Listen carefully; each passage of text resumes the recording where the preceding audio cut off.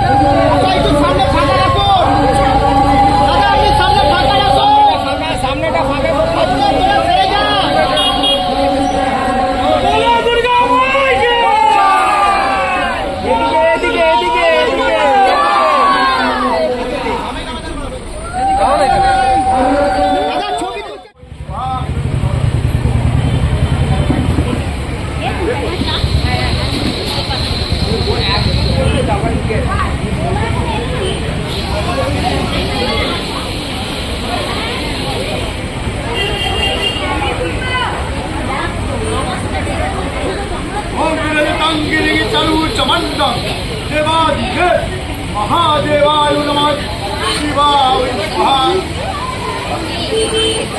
ओम महिमात्रिकाय स्वाहा ओम श्री रामचंद्राय स्वाहा।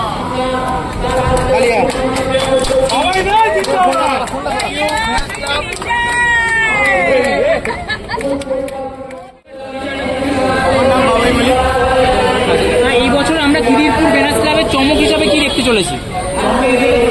আমার 2024 সালে আমি খিদিরপুর ভেনাস ক্লাবের দায়িত্বে আছি।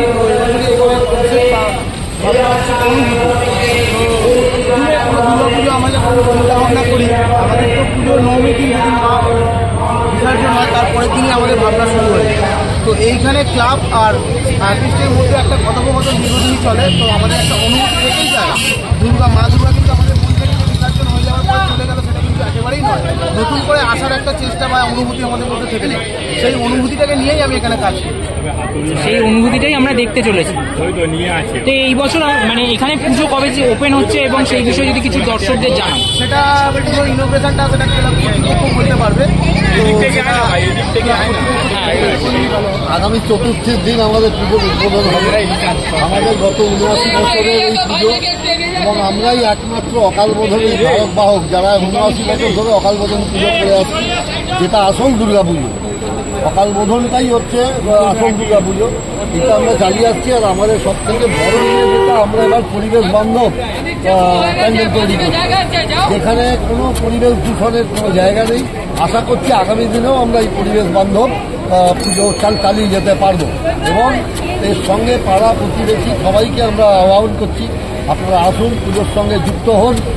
কোনো ইয়ের দরকার নেই, আপনারা আসুন, পুজোটাকে সাফল্যমণ্ডিত করুন।